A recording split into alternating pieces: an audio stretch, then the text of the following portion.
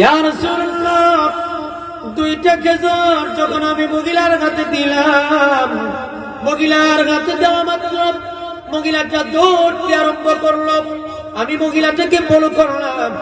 কিছু দূরেই মহিলার দুইটা সন্তান ক্ষুধার যন্ত্রণায় মাটির মধ্যে গড়াগড়ি খায়। কি অভাব রে, কি অভাব, কি অভাব। আয়েশা বলে, ক্ষুধার যন্ত্রণায় খেতে না পেয়ে দুইটা সন্তান মাটির মধ্যে গড়াগড়ি খায়, চিৎকার করে কান্দে। ওই মহিলাটা দুইটা বাচ্চার কাছে বসে দুইটা বাচ্চাকে বুকে জড়াইয়া ওই মা দুইটা বাচ্চার মুখে দুইটা খেজুর তুলে দেয়। দুইটা বাচ্চা জিজ্ঞেস করে, মা গো, আপনি খাবেন না? মহিলাটা ডাক দেয়া কই, বাবা রে খাও, তোমরা খাইলেই আমি মায়ের পেট ভরে যাবে। বলেন তো এই কথা যে বলে তিনি কে? জোরে বলেন, তিনি কে?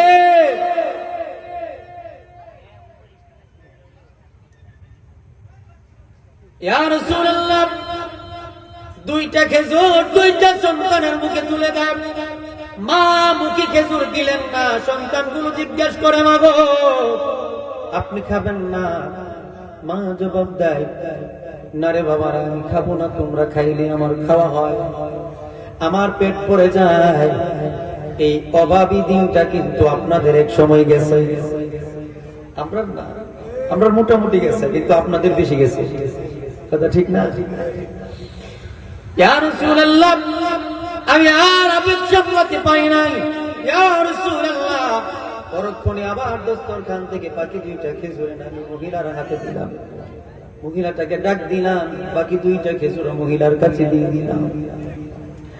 মহিলা দুইটা খেজুর নিয়ে পুনরায় আবার সন্তানদের কাছে গিয়ে দুইটা সন্তানের মুখে দুইটা খেজুর দিয়া বলে, বাবারা রে, আবার কখন খাবার পাই জানি না, আবার কখন তোদের মুখে খাবার তুলে দিতে পারি জানি না, নে খা, আবার কখন তোদেরকে খাওয়াতে পারবো জানি না, নে খা। মা এবারও কি আপনি খাবেন না? মা বলে, না, তোরা খাইলে আমি মায়ের পেট ভরে যা। এমন ভাবে প্রতিটা সন্তানকে পিতা মাতা লালন পালন করে। এই জন্য আল্লাহ রাব্বুল আলামিন বলে, আমার ইবাদতের পরে যাদের সাথে তুমি আহসান করবে, আমার হক আদায়ের পরে তোমরা যাদের হক আদায় করবে, তিনি তোমাদের মা। সাবধান রে, চোখ বড় করে কথা মায়ের সাথে বলা যায় না, জারি দিয়ে কথা বাবার সাথে বলা যায় না। কারণ আল্লাহর নবী রাহমাতুল লিল আলামিন বলে, সন্তান রে, পিতা মাতা যদি তোমার উপরে রাজি থাকে, ওই স্রষ্টা তোমার উপরে রাজি থাকে, কোন কারণে যদি পিতা মাতা নারাজ হয়ে যায়, আরশের মালিক আল্লাহ তোমার উপরে নারাজ হয়ে যায়। আরশের মালিক আল্লাহ তোমার উপরে নারাজ হয়ে যায়। এই দুনিয়ার সন্তান, আজকাল দেখা যায় প্রায় ফ্যামিলির মধ্যে মা বাবা সন্তানের কাছে অবহেলিত। কথা কোনা, কথা বলেন না। অনেক ফ্যামিলির মধ্যে পিতামাতা অবহেলিত।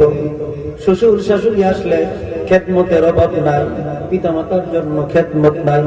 পীরের দরবারে গরু নিয়ে যায়, পীরের দরবারে হাদিয়ার অভাব নাই। বাবাকে পকেট খরচ দিবে, টাকা নাই, আছে না? নাই। বিদেশ থেকে বাবার কাছে টাকা পাঠাবে, হিসাব করে এত টাকা বাবা খরচ করে, বৃদ্ধ বয়সে কি করে। এই সন্তান জানো না, একটা ঘটনা আমি আপনাদেরকে বলি। যত কষ্ট মা বাবাকে সন্তান দেয়, কোন কারণে সন্তান যত কষ্টই দেখ না কেন, মা অতিষ্ঠ হয়ে সন্তানকে ফেলে দিতে পারে না, সন্তানকে দূরে ঠেলে দিতে পারে না। কারণ মায়ের ভালোবাসা এত শক্তিশালী, মায়ের ভালোবাসা এত দামি, সন্তানের প্রতি এত আকর্ষণ করে, যার কারণে শত হাজারো আঘাতে মা সন্তান ফেলে দিতে পারে না। আরে লুলায়া তোর কানা খোরা হইলে মায়ের ছেলে, ঝুলা যাইরা তবু মায়ের টান দিয়া লয় কোলে। পুত্র যদি কুপুত্র হয় মায়ে নাহি পেলে, হাজার দুষ করিয়া গোপন মায়ে তবু পালে। কথা বলেন না? আরে সাহায়া বেবে বলে, জান্নাত মায়ের চরণ তলে রে। তোরা দেখ বুখারী হাদিস খোলে, করছে নবী ঘোষণা, দুঃখের দরদি আমার জনম দুঃখী মা মাগো, গর্ভধারিণী মা জনম দুঃখিনী মা, দুঃখের দরদি আমার জনম দুঃখী মা। সন্তান যদি ডাকাত হয়, সন্তান যদি চোর হয়, সন্তান যদি খুনি হয়, তামাম সমাজ এই সন্তানের জন্য বদদুয়া করে। সন্তান মারা যাওয়ার জন্য, তার উপরে গজব নাযিল হওয়ার জন্য ডাকাত, চোর, খুনি, লম্পট, বদমাশ সমাজে এই মানুষটার আচার আচরণে সমাজ অতিষ্ঠ, সমাজের প্রতিটা মানুষ বদদুয়া করে, কিন্তু মা এই সন্তানটার জন্য বদদুয়া করতে পারে না। যদিও সন্তানটা খুনি, যদিও সন্তানটা লম্পট, যদিও সন্তানটা আপনার মাদকাসক্ত, কিন্তু সন্তানের জন্য কোনো মায়ে বদদুয়া করতে পারে না। যখন মা মুনাজাতে হাত তোলে, তখন সন্তানের হিদায়াতের দোয়া করে, সন্তান বেঁচে থাকার দোয়া করে, আর বলে আল্লাহ আমার সন্তানটাকে ভালো করে দাও। কি কোন মা বদদুয়া করতে দেখছেন? কথা বলেন না কেন? বদদুয়া করে। মায়ের ভালোবাসা এত শক্তিশালী, মায়ের ভালোবাসা এত দামি, কোন মায়ের জন্য সন্তান বদদুয়া করতে পারে না। ওরে ভাই, সন্তান বিদেশে চলে গেছে, টাকা পয়সা, বাবা মা টাকা পয়সা জোগাড় করে বিদেশে পাঠায় দিছে। এখন সন্তান বিদেশি সন্তান, রিয়াল কামায়, ডলার কামায়, ইউরো কামায়, দিনার কামায়। এখন ওই গরিব বাবাটার কথা তেমন মনে পড়ে না। বাহিরে যাইয়া প্রতিষ্ঠিত হয়েছে, বাহিরে নাগরিকত্ব পাইছে ইতালি, মাইয়াও বিয়া করছে ইতালি। এখন ওই জায়গায় প্রতিষ্ঠিত হওয়ার পরে সংসার ওই জায়গায় হয়ে গেল, শ্বশুরালয়ের ব্যবসা বাণিজ্য সবকিছু জামাই দেখাশোনা করে, দেখভাল করে। এখন আর দেশের মাটির কথা তেমন মনে হয় না, এখন আর ওই পুরা বুড়ির কথাও তেমন মনে হয় না। ওই যুবক, ওই মুরব্বী, মনোযোগ দাও, আমার দিকে তাকাও, আর পুরা বুড়ির কথা তেমন মনে হয় না। দিন যায় বছর যায়, দিন যায় বছর যায়, মনে হয় না। এইদিকে মা বাবা বৃদ্ধ হয়ে গেছে, সন্তানের সুখে দেখবেন কোন মানুষ যদি সন্তান হারা সুখে কাঁদে, সন্তান হারা সুখে যখন বাবা কাঁদে, সন্তান হারা সুখে যখন মা কাঁদে, তখন তাদের চক্ষু শক্তি নষ্ট হয়ে যায়। যেমন ইয়াকুব আলাইহিস সালাতু ওয়াস সালাম কেঁদেছিলেন ইউসুফ নবীর সুখে। ইউসুফ নবীর সুখে কাঁদতে কাঁদতে ইয়াকুব আলাইহিস সালাম অন্ধ হয়ে গিয়েছিলেন। আরে সন্তানের সুখে যখন মা কাঁদে, পানির সাথে সাথে যেমন চোখের দৃষ্টিটাও নষ্ট হয়ে যায়, ওই বিদেশের বাড়িতে সন্তান মায়ের খবর নেয় না, বাবার খবর নেই না। এদিকে বাবা কষ্টে জীবন যাপন করে, এইদিকে মা কষ্টে জীবন যাপন করে। বাবাটা অসুস্থ হয়ে যায়, মাটা বৃদ্ধ হয়ে যায়, বাবাটাও বৃদ্ধ হয়ে যায়, অসুস্থ হয়ে যায়। চিকিৎসা করতে করতে টাকা পয়সা শেষ, এখন আর চিকিৎসা করবে টাকা নাই। বিবির কাছে পরামর্শ করে, বিবি গো, পিঠা বাড়ি ছাড়া আর কিচ্ছু নাই, পিঠা বাড়ি ছাড়া আর কিচ্ছু নাই। বিবি পিঠা বাড়ি বিক্রি করে দেয়, বিবির সাথে পরামর্শ করে পিঠা বাড়িটা পর্যন্ত বিক্রি করে দিয়ে বাবার চিকিৎসা করলো। কিন্তু আল্লাহর কুদরত, আল্লাহর কারিশমা, এরপরও বাবা পৃথিবীতে বেঁচে থাকতে পারলো না। বাবাটা চলে গেল, এবার বিবিটা স্বামীর পিঠা হারা হয়ে গেল। স্বামী হারা ব্যথা, সন্তান বিচ্ছেদের ব্যথা। আরেক জায়গায় গিয়া ওই বাজারের নিচে একটা ঝুপড়ি ঘর বাঁধছে, ওই জায়গায় থাকে, আর সারাদিন ভরা ভিক্ষা করে, আর পেট চালায়। সন্তান বাহিরে প্রতিষ্ঠিত, এই দিক দিয়া বাবার জীবন, বাবার জীবন চলে গেল, মায়ের জীবন চলতেছে, ওই দিক দিয়ে আল্লাহর কাজ আল্লাহ করতেছে। সন্তানটার মধ্যে আল্লাহ পাক সন্তানটাকে এমন একটা অসুস্থতা দিলেন, আস্তে আস্তে তার যৌবন শক্তি কমতে লাগলেন। বলেন না, যৌবন যদি না থাকে তাহলে কোন স্ত্রী তার স্বামীকে ভালোবাসবে? এই আওয়াজ দেখুন না, যৌবন না থাকলে বেটার দাম আছে, যৌবন না থাকলে আর বেটার দাম। আস্তে আস্তে চেহারা মলিন, যৌবন শেষ, দেহ শক্তি কি। শ্বশুর তাকে কর্মস্থল থেকে বের করে দেয়, যৌবন না থাকার কারণে বউ তারে ঘরে থেকে বের করে দেয়। এবার দেশ দেশ ঘুরে, শ্বশুরের কাছে জায়গা নাই, বউয়ের কাছেও জায়গা নাই, দেশ দেশ ঘুরে হঠাৎ ওই যে মনে হয়ে গেল বহুদিন আগে আমার মা বাবা আমার না বিদেশ পাঠাইছে। আরে শ্বশুরে বের করে দিতে পারে, বউ বের করে দিতে পারে, আমার দুনিয়া আমারে বের করে দিতে পারে। আমার বিশ্বাস, আমি যদি বহুদিন পরে বলে আমার মা বাবার কোলে ফিরে যাই, আমার মা বাবা ফেলে দিবে না। সুবহানাল্লাহ বলবেন। ফেলে দিবে মনে করে? আমার মা ফেলে দিবে না, আমার বাবা ফেলে দিবে না। লাঠি বার করে করে বাড়িতে আসলেন, বাহির থেকে বাড়িতে আইসা বাড়ির লোকেশন অনুযায়ী বাড়িতে আসলেন। আইনা আইসা দেখে বাড়ি নাই, ওখানে একটা আঙ্গুরের বাগান আছে। আইসা দেখে একটা মালি আঙ্গুর বাগান দেখাশোনা করতেছে। ডাক দিয়া কয়, এ মালি রে, এ আঙ্গুর বাগানের লোক, এখানে না একজন লোকের বাড়ি ছিল, ওই লোকটা কোথায়? বলে একজন লোকের বাড়ি ছিল মানে এই বাড়ির মালিক তো আমি, এই আঙ্গুর বাগানের মালিক আমি। ওই লোক ডাক দিয়া বলে, না, এই আসল মালিক তো তুমি না, তুমি কারো কাছ থেকে কিনছো। ওনারা কোথায় থাকে এখন? তখন ওই মালি ডাক দিয়া কয়, যুবক রে, তারা তো ভিটা বাড়ি বিক্রি করে দিয়ে আমার কাছে বিক্রি করে দিয়ে চলে গেছে। কোথায় চলে গেছে? বলে তাদের একটা সন্তান ছিল, একমাত্র সন্তান, আর কোন ছেলে মেয়ে ছিল না, একটা মাত্র সন্তান ছিল। সন্তানটাকে আদরে যত্নে বড় করে অবশেষে কিছু টাকা পয়সা জোগাড় করে বাগিরে পাঠায়। ওই সন্তানটা বাগিরে গিয়া প্রতিষ্ঠিত হয়েছে, আর বাপ মার খোঁজ নেয় নাই। এইদিকে তার বাবাটা অসুস্থ হয়েছে, চিকিৎসা করতে না বাইরে টাকার অভাবে বিটা বাড়ি আমার কাছে বিক্রি করে দিয়ে বাবার চিকিৎসা করছে। তারপরেও বাবা বেঁচে নাই, বাবাটা দুনিয়া থেকে বিদায় হয়ে গেছে। আর ওই সন্তানের ওই কুলাঙ্গারের সুখে মা কাঁদতে কাঁদতে বন্ধ হয়ে গেছে। আমার কাছে যদি কোনদিন ওই সন্তান আসতো, আর কোনদিন যদি আমি তারে পাইতাম, তাহলে আমার হাতের যে দাও দিয়ে আমি আঙ্গুর বাগান পরিষ্কার করতেছি, আমার এই হাতের দাও দিয়া তার কল্লাটা আলাদা করে দিতাম। নিজের কানে তার এই বদনাম গুলো শুনে শুনে লজ্জায় মাথাটা নত হয়ে গেল, অনুশোচনায় মাথাটা নত হয়ে গেল। তার পরিচয় দিতে লজ্জা লাগে। এবার সন্তান ডাক দিয়া কই, ভাই মহিলাটা তো বেঁচে আছে, তিনি কোথায় আছে আপনি জানেন না? ওই বাজারের নিচে একটা ঝুপড়ি ঘর, ওই ঝুপড়ি ঘরের মধ্যে মহিলাটা থাকে। রাত্রে ওই ঝুপড়ি ঘরের ভিতরে থাকে, আর সারাদিন ভিক্ষা করে, গাও করে ভিক্ষা করে খায়। লাঠি বর করে করে ওই মালি ডাক দিয়া কয়, যদি সাক্ষাৎ করতে চাও তাহলে ওই ঝুপড়ি ঘরের বাগিরে দাঁড়ায় থাকো, সন্ধ্যা বইলে মহিলাটা আসবে।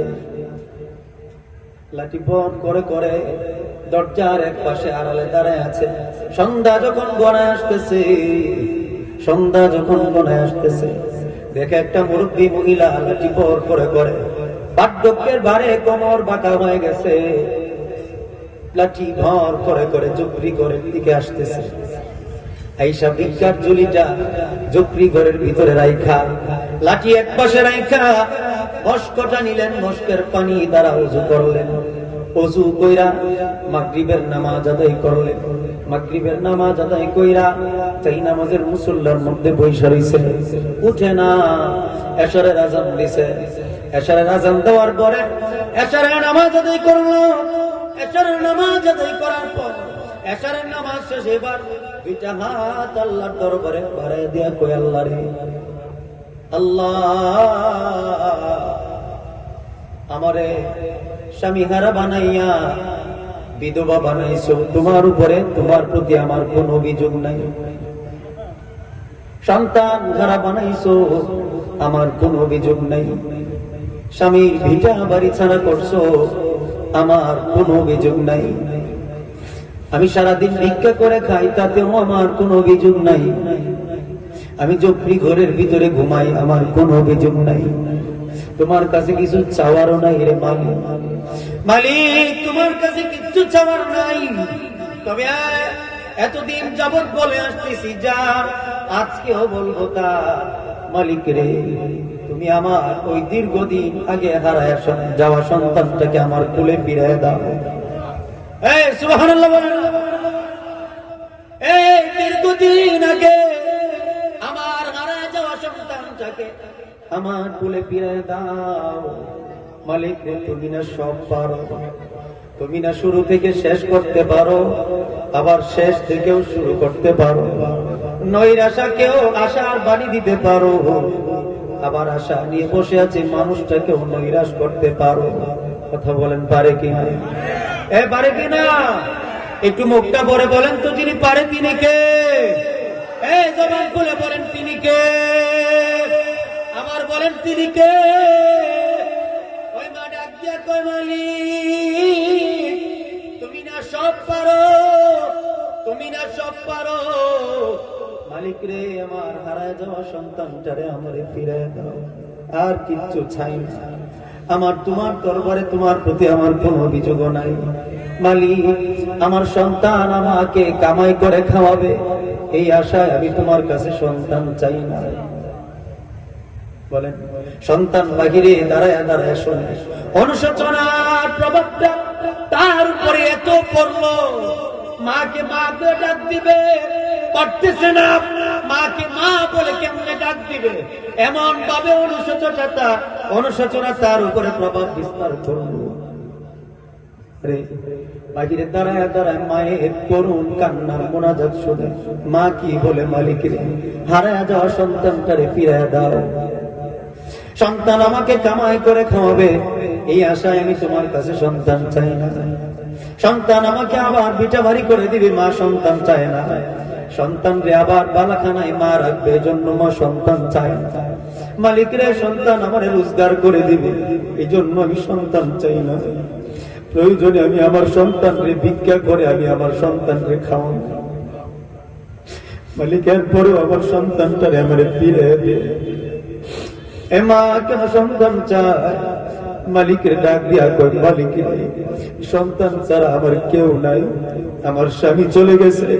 আজ যদি আমি মারা যাই, আজকে যদি আজরাইলের সাথে আমার দেখা হয় না, আজকে যদি আমার মরণ হয়, তাহলে আমার কাঁধে নিয়ে কবরে যাবে আমার সন্তান ছাড়া আমার কেউ নাই। ও মালিক আমার লাশ কাঁধে করে নিয়ে আমার লাশটারে কবরে নামাবে, দুনিয়ায় আপন বলতে আমার কেউ নাই। ও মালিক আমার কবরে মাটি দিবে, আমার আপন কেউ নাই রে। আমার সন্তানটারে আমারে ফিরে দে। শেষ বেলায় যেন সন্তানের 3 মুঠো মাটি আমি মায়ের কপালে নসিব হয়। মা যখন কেঁদে কেঁদে এই কথাগুলো বলতেছিলেন মোনাজাতে, হঠাৎ কাঁপা কাঁপা কণ্ঠে পাখি থেকে ডাক দিয়া কয় মা আমি আসছি গো, আল্লাহ তোমার দোয়া কবুল করে নিয়েছে। আল্লাহু আকবার। মা আমি আসছি, মালিক তোমার দোয়া কবুল করে নিয়েছে গো মা। ও মা আমি আসছি। মা ঝটপট করে উঠে সন্তানটার বুকের মধ্যে জড়াইয়া চেহারার মধ্যে হাত দিয়া মরাইয়া দেয়। বহুদিন পরে মা সন্তানকে আদর করে, সন্তান মায়ের ভালোবাসার মজা নিতেছে রে ভাই। উনি তোমার মা।